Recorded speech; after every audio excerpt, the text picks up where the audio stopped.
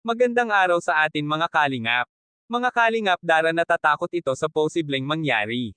Bakit kaya? Pero bago po yan mga kalingap, kung bago pa lamang kayo sa channel ko, baka naman po pwedeng pa-like and subscribe my channel para lagi po kayong updated sa aking videos. At kung pwede, sana patapusin muna natin ang video na ito para alam natin ang nilalaman nito, at huwag din po natin kalimutan mga kalingap na pakisuportahan ang ama ng kalingap na si Val Santos Matubang at Kalingap Rob Matubang, pati na rin ang viewers na laging sumusuporta sa aking channel at reactioners. Maraming salamat po. Mga kalingap, dara natatakot ito na baka nga tutuhanin ng kanilang tatay na tuluyan na sila itong iiwan.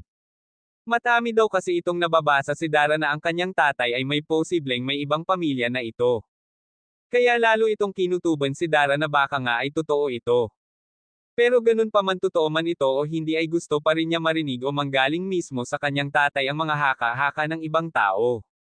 Pero sabi ito ni Dara ay malaki ang kanyang tiwala sa kanyang tatay dahil sobrang bait daw ito, kaya wala sa isipan ito ni Dara na gagawin sa kanila ng kanyang tatay Domingo na ipagpalit sila sa ibang pamilya, dahil siya mismo ay kilala niya daw ang kanyang tatay na mabait ito, kaya hindi pa rin ito nawawala ng pag-asa si Dara na makakabalik ito sa kanila, at yun ay nagkataon na nakahanap lang ito ng trabaho na malayo sa kanila. Kaya mga kalingap, sana patuloy po natin suportahan si Dara.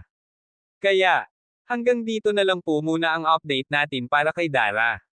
Maraming salamat po. Thank you for watching and God bless us all.